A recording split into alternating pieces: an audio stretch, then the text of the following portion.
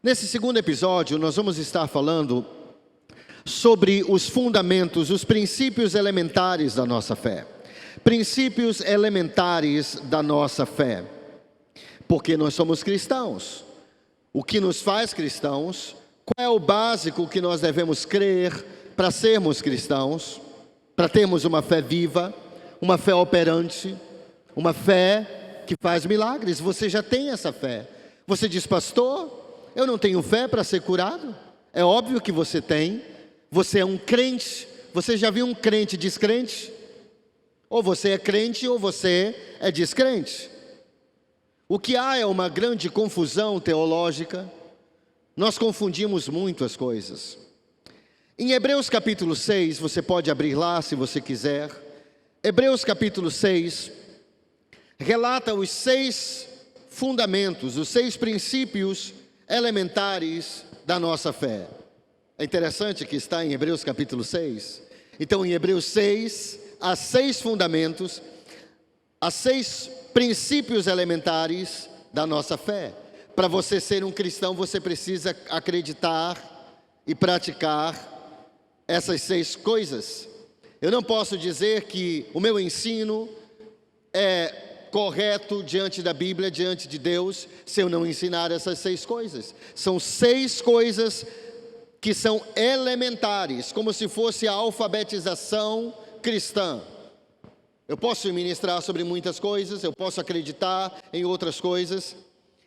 Há muitos princípios na Bíblia, mas esses princípios são os princípios elementares, os fundamentos. Eu vou ler na tradução brasileira, uma ótima tradução, inclusive. Hebreus 6, 1 a 2, diz assim. Hebreus 6, 1 a 2.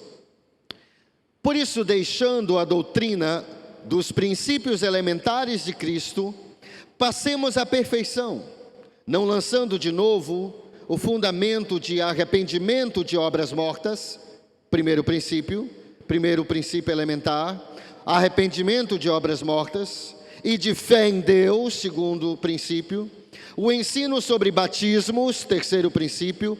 Note que o batismo está no plural, não é batismo, singular, mas batismos, plural, isso é importante. E imposição de mãos, quarto princípio elementar, sobre ressurreição de mortos, 5, e sobre juízo eterno. São os 6 princípios elementares. São 6 coisas que todo pastor deve pregar e todo cristão deve conhecer para ser cristão. São os princípios elementares. É o beabá da Bíblia. Agora, nós já ouvimos muitas palavras sobre arrependimento de obras mortas. Eu também quero trazer uma mensagem aqui. Nós ouvimos muitas palavras sobre fé em Deus. Nós já ouvimos palavras sobre batismos, mas não tanto. Nós já falamos sobre ressurreição de mortos e há pregação em muitos lugares sobre juízo eterno.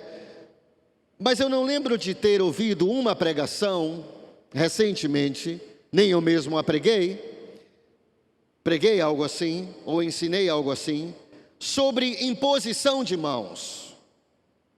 Sabe, se nós não ensinarmos essas coisas, até a pessoa pode pensar assim, o diabo ele é muito sutil, ele pode colocar na sua cabeça, o meu pastor parece um curandeiro, eu acho que o meu pastor virou espírita, porque ele fica com a mão na cabeça das pessoas, e ele balbucia algumas coisas que eu não entendo, porque ele fala baixo, ele ministra de forma estranha, eu não sei se o meu pastor é um curandeiro, talvez o meu pastor seja um curandeiro, ele coloca a mão sobre a cabeça das pessoas, mas sabe que isso é um dos princípios elementares da doutrina de Cristo, arrependimento de obras mortas, fé em Deus, batismos, imposição de mãos, ressurreição de mortos e juízo eterno. Quantas mensagens você já ouviu sobre imposição de mãos?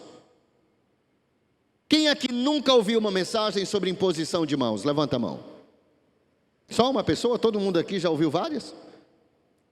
Eu acredito que talvez você não tenha entendido, porque A maioria, eu não lembro de ouvir pregadores, nem na internet, e nem eu mesmo preguei aqui, sobre imposição de mãos.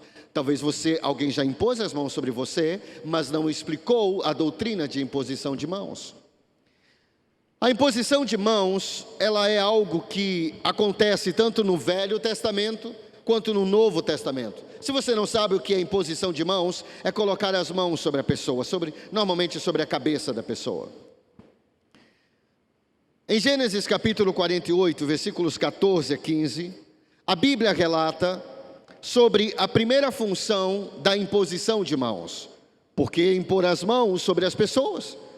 Porque Deus colocou essa doutrina na Bíblia, que é uma doutrina elementar, ou um princípio elementar de Cristo, da doutrina de Cristo, do ensino de Cristo. Isso quer dizer que Jesus ensinava sobre imposição de mãos e sobre essas 6 coisas, e ele também praticava. Em Gênesis 48, versículos 14 a 15, nós vamos ver que Jacó, ou Israel, ele vai impor as mãos sobre os filhos de José. E por que ele vai fazer isso? Para abençoá-los. Então a primeira menção de imposição de mãos na Bíblia está em Gênesis e tem a ver com bênção. Vamos ler o texto. Israel estendeu a mão direita e a pôs sobre a cabeça de Efraim, que era o mais novo, e a sua esquerda sobre a cabeça de Manassés, cruzando assim as mãos. Ele cruzou as mãos assim. Não obstante ser Manassés o primogênito, e abençoou a José, dizendo, não vou ler o que ele fez, mas ele abençoou com imposição de mãos. Então é bíblico você pôr as mãos sobre seus filhos, ou eu pôr as mãos sobre as pessoas para abençoá-las. Esse é o primeiro uso. Número 2, Deuteronômio 34, 9, a Bíblia relata que Moisés, ele passou 40 anos no Egito, 40 anos no deserto.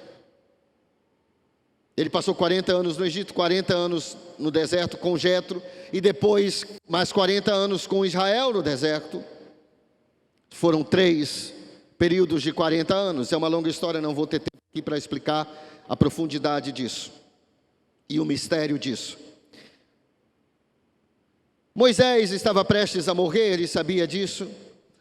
Então Deus falou com ele para ele transferir a unção que estava sobre ele, ou o espírito que estava sobre ele, unção, para Josué, o seu servidor. Como ele fez isso? Deuteronômio 34, 9 diz assim: Josué, filho de Num, estava cheio do espírito de sabedoria, porquanto Moisés impôs sobre ele as mãos. Então a imposição de mãos, ela serve para abençoar pessoas. Mas a imposição de mãos também serve para transferir algo espiritual. O apóstolo Paulo escreve a Timóteo, ele diz, olha, reavive o dom, vou parafrasear o apóstolo Paulo, ele escreve, reavive o dom que há em ti, que você recebeu, ou que recebeste, pela imposição das minhas mãos. Quando o apóstolo Paulo, ele colocou as mãos sobre Timóteo, seu discípulo, ele transferiu um dom espiritual para ele. Há uma transferência. Você já ouviu falar sobre o bode expiatório? Quem aqui já ouviu falar sobre o bode expiatório? No sacrifício, no Velho Testamento, o sacerdote, ou o sumo sacerdote, colocava a mão sobre o bode expiatório, sobre a cabeça dele. O que ele estava fazendo? Ele transferia o pecado do povo para o bode. Por isso que era bode expiatório, de expiação. Quantos estão comigo? Há uma transferência. Então, por que meu pastor ora com imposição de mãos? Primeiro, porque eu quero te abençoar, e a Bíblia diz que a imposição de mãos é para abençoar. Número 2, para transferência. Agora, quando nós chegamos ao Novo Testamento, também nós introduzimos o outro uso bíblico para imposição de mãos. No Novo Testamento também a imposição de mãos é usada para abençoar, também é usado para transferir algo, como o apóstolo Paulo transferiu um dom espiritual para Timóteo, Mas a imposição de mãos no Novo Testamento, a imposição de mão foi principalmente usada para curas, e não para abençoar ou transferir. Você vai ficar surpreso, talvez, porque nós nunca tivemos um ensino assim, que eu lembro. Marcos capítulo 5, você pode abrir no livro de Marcos, se você quiser, ou ligar a sua Bíblia, ou acessar a sua Bíblia. Marcos capítulo 5, e nós vamos dar um passeio em alguns capítulos em Marcos. Marcos capítulo 5, versículos 22 a 23 diz assim: E eis que chegou um dos principais da sinagoga, um dos líderes da sinagoga, por nome Jairo, e vendo quem? Vendo Jesus. E vendo Jesus, prostrou-se aos seus pés e rogava-lhe muito, dizendo: Minha filha está à morte, rogo-te que venhas e ores por ela. Não é isso que está escrito. Rogo-te, minha filha está à morte, rogo-te que venhas e faça uma intercessão por ela. Não é isso que está escrito. Rogo-te que venhas e a cure. Também não é isso que está escrito. O que está escrito na sua Bíblia? Minha filha está à morte, está à beira da morte, ou à morte. Rogo-te que venhas e lhe imponhas as mãos, para que, com o propósito de, com o intuito de, com o objetivo de, com o alvo de, que ela sare e viva. É interessante que Jairo não disse: vá, ore pela minha filha. Hoje, quando nós estamos doentes, nós pedimos oração, mas Jairo não pediu oração. Jairo disse: venha e imponhas as mãos sobre ela, para que sare. Ele não disse e a sare, é para que, imponhas as mãos, para que, com o propósito de que ela sare e viva. E foi exatamente o que Jesus fez. Mas veja a fé que Jairo tinha na imposição de mãos. Você sabe a diferença de uma pessoa que é curada e a diferença de uma pessoa que recebe o milagre, que é curada, para uma pessoa que não recebe o milagre e não é curada? A fé, ela crê com o coração e ela confessa com a boca. A mesma fé, deixa-me lhe dizer, você já tem fé para ser curado de qualquer coisa. Você já tem fé. O que você não foi ensinado a como usar essa fé.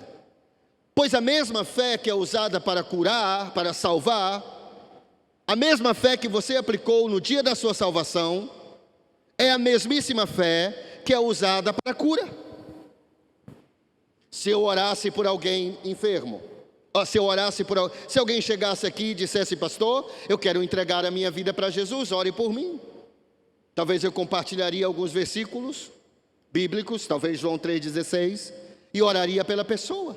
Quem aqui ia duvidar que a pessoa estava salva? Ninguém. Por quê? Porque desde que nós entramos na igreja, nós aprendemos sobre a certeza da salvação.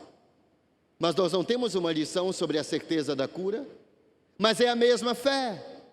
Você sabe que o mesmo Deus que quer salvar a todos, também quer curar a todos. Jairo disse: venha, imponha as mãos sobre a minha filha, para que ela viva, ela vai sarar.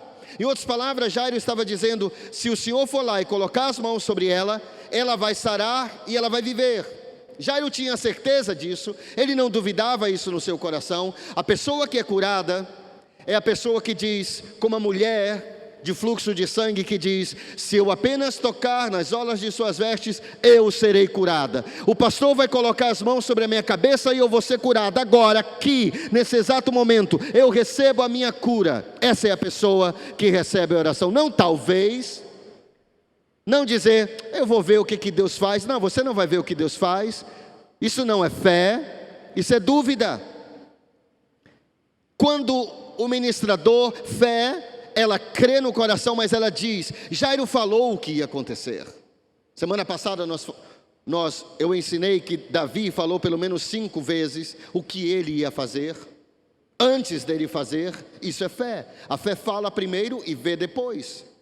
Jairo disse: imponhas as mãos, venha, minha filha está à morte, rogo-te que venhas e lhe imponhas as mãos, para que ela sare. Ele disse: você vem, Jesus, impõe as mãos sobre ela e ela vai sarar. Ele não pediu para orar. Eu não preciso orar por doentes. Se eu não quiser, eu posso simplesmente colocar as mãos. Mas vamos continuar. Marcos 7, 32. Marcos 7, 32 a 35. E trouxeram-lhe um surdo, trouxeram a quem? A Jesus. Marcos capítulo 7, 32 em diante. E trouxeram-lhe um surdo, que falava dificilmente, e rogaram-lhe que orasse por ele. Não. Eles não disseram: Jesus, aqui está um surdo, que também fala dificilmente, ore por ele, Senhor. Não, não é isso que está escrito na Bíblia. Veja que eu estou lendo sobre o ministério de Jesus. Está assim na sua Bíblia? Eles também não disseram: mestre, não está escrito também assim? E trouxeram-lhe um surdo que falava dificilmente e rogaram-lhe que ministrasse sobre ele. Não está escrito assim? Que rogasse por ele, que intercedesse por ele. Eles nem disseram: e trouxeram-lhe um surdo que falava dificilmente. Não é assim que está escrito? E trouxeram-lhe um surdo que falava dificilmente e rogaram-lhe que o curasse. Não está escrito assim? O povo já sabia. O povo, as pessoas que trouxeram o surdo, já sabiam o ensino de imposição de mãos.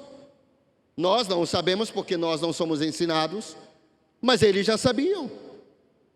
E trouxeram-lhe um surdo que falava dificilmente, é assim que está escrito, e rogaram-lhe que pusesse a mão sobre ele. Por que eles pediram isso?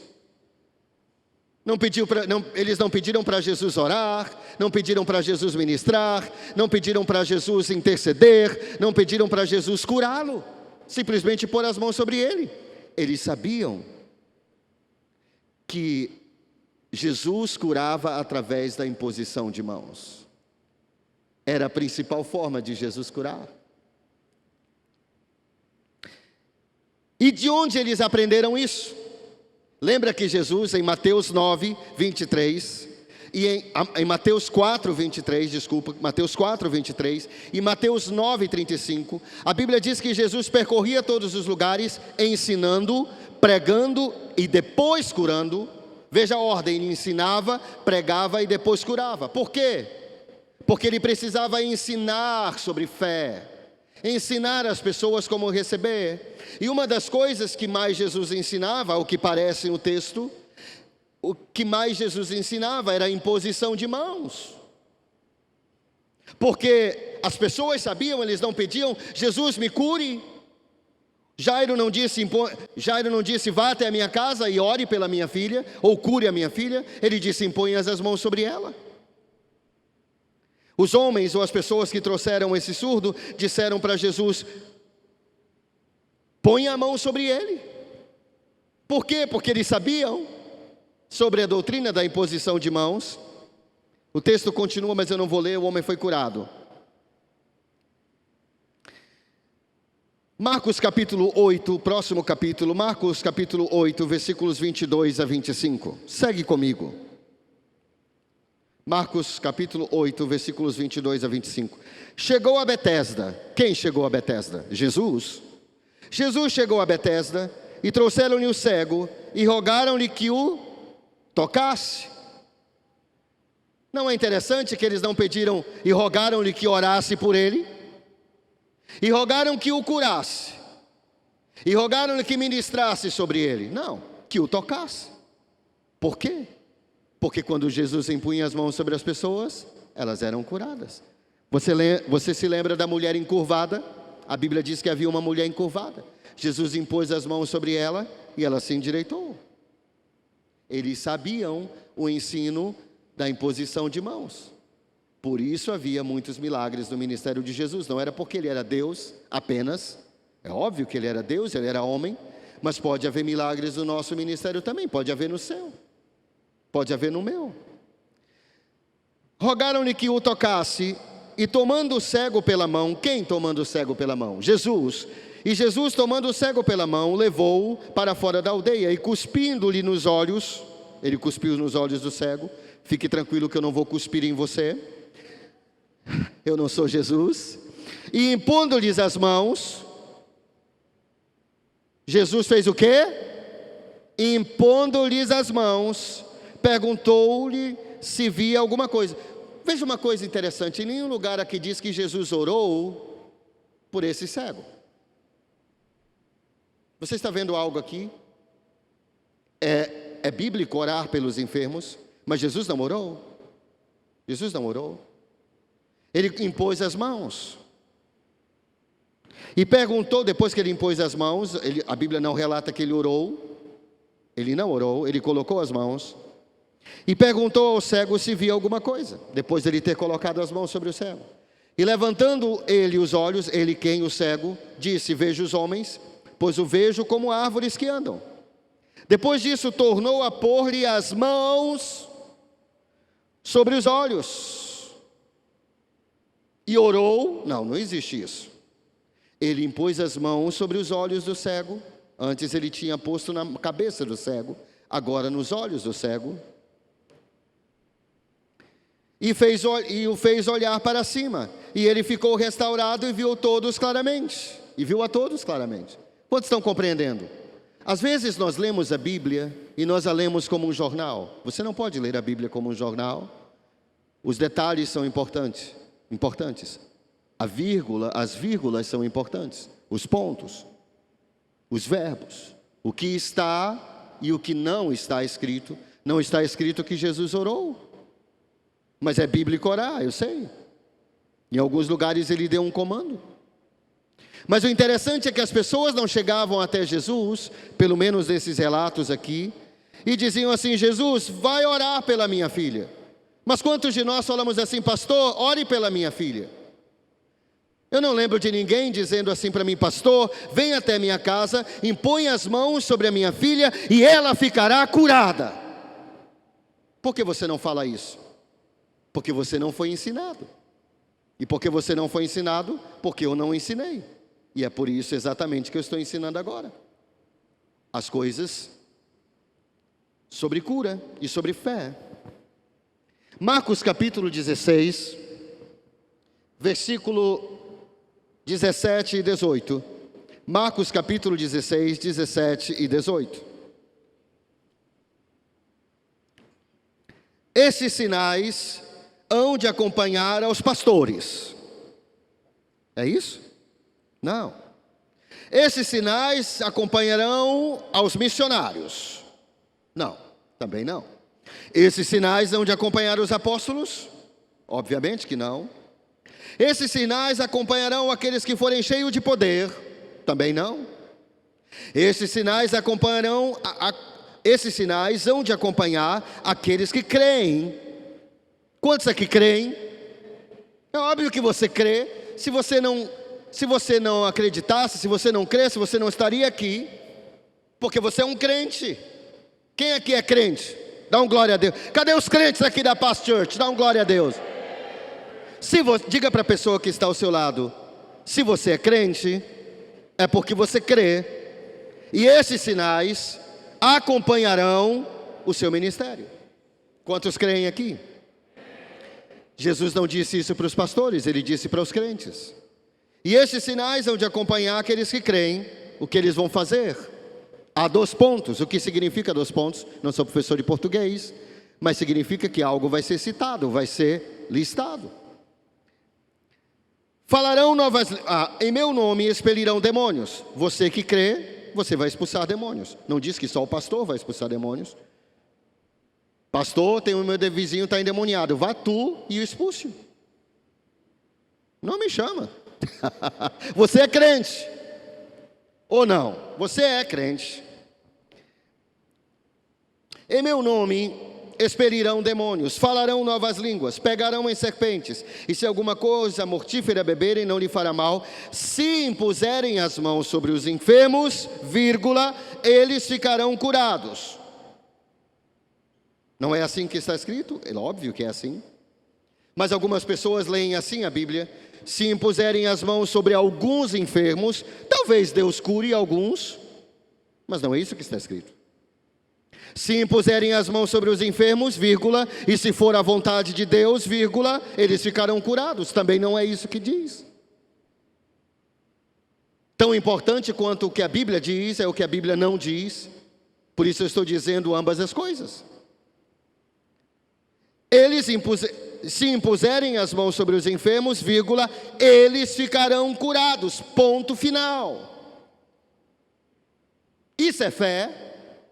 Pastor, por que o senhor ora com imposição de mãos? Porque a doutrina básica é um princípio elementar de Cristo. Se a Bíblia dissesse assim, se eles jogarem a sua capa, eles serão curados, eu jogaria a minha capa, eu jogaria o meu Kindle, talvez o meu Kindle eu não jogaria.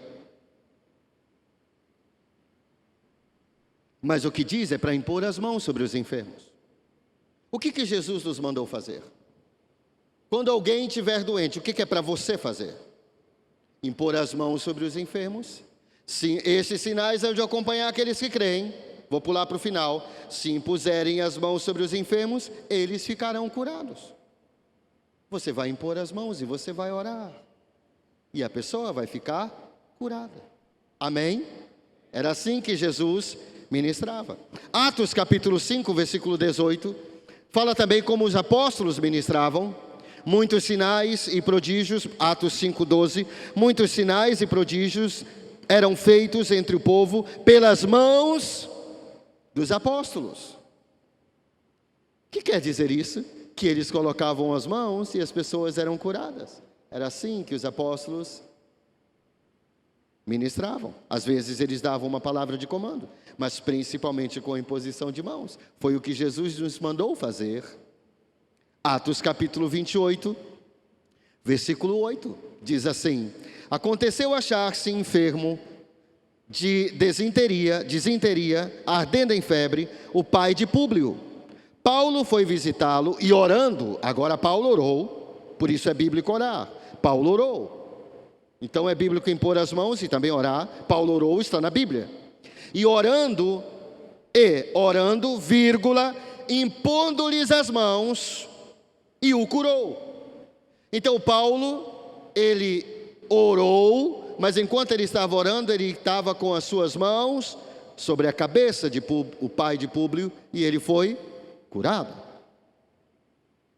Marcos capítulo 6, versículo 5, Jesus, voltando para Marcos capítulo 6, versículo 5, Jesus está em Nazaré, e ali as pessoas começam a se questionar, o ministério de Jesus e a pessoa de Jesus. Você não vai ser curado se você começar a questionar. E olha o que a Bíblia diz. Marcos 6,5. E Jesus não podia fazer ali nenhuma obra maravilhosa. A Bíblia não diz, e Jesus não queria. A Bíblia não diz, leia sua Bíblia, abra lá em Marcos 6,5. E ele, Jesus, não podia fazer ali nenhuma obra maravilhosa. A Bíblia não diz ele não queria, ele queria, mas ele não podia. Por quê? Por causa da incredulidade das pessoas. Sabe por que as pessoas não são curadas às vezes? O ambiente é incrédulo. Não esse ambiente aqui. Por isso que primeiro Jesus ensinava, depois ele pregava e só depois ele curava. Porque se você não ouvir essas coisas, você não vai estar pronto para receber, para impor as mãos sobre o seu joelho e ser curado. Você mesmo pode impor a sua própria mão sobre o seu próprio estômago, ou sobre a sua perna, ou sobre o seu rim, e você mesmo pode ministrar sobre você mesmo, e você pode ser curado. Porque você crê. Esses sinais acompanharão aqueles que creem. Você crê, então você coloca a sua mão sobre o enfermo que é você, e você vai ser curado.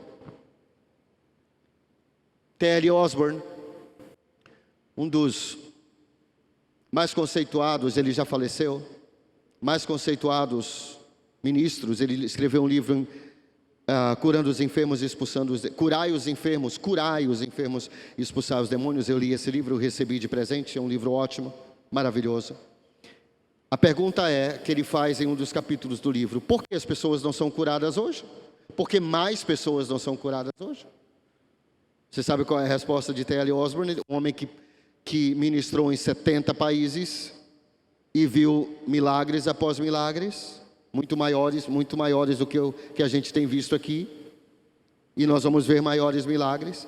Ele disse: porque nós não ensinamos a verdade sobre cura. Nós ensinamos muito sobre salvação, nós ensinamos sobre família, nós ensinamos sobre finanças, mas nós não ensinamos sobre cura. As pessoas não sabem como receber. Jesus ensinava, curava, Jesus ensinava, pregava e curava. Aqui Jesus não podia fazer. Por que ele não podia? Porque as pessoas estavam questionando: mas esse não é Jesus? Ei, esse é Jesus, não é filho de José? Ei, ele foi criado com a gente, ele jogou dominó com a gente. Estou brincando, Jesus não jogava dominó, mas é só parafraseando para o nosso... Ele jogava bola pelada lá no campinho, rapaz. Ele foi até goleiro do nosso time. E agora ele chega aqui, e esse poder de onde vem? Mas ele não é filho do carpinteiro? Sim, ele é filho do carpinteiro, foi ele que fez o meu guarda-roupa. Eu o conheço. A outra dizia: mas ele fez a minha mesa. Eu não sabia que ele operava milagres. E havia na cabeça das pessoas toda sorte de dúvidas. E onde há dúvida, não há fé. E onde não há fé, Deus não pode. Não é que ele não queira, Deus não pode operar. É por isso que o diabo, enquanto o pastor ou o pregador está pregando, ele coloca na sua cabeça todo tipo de críticas à palavra. O pastor repete demais.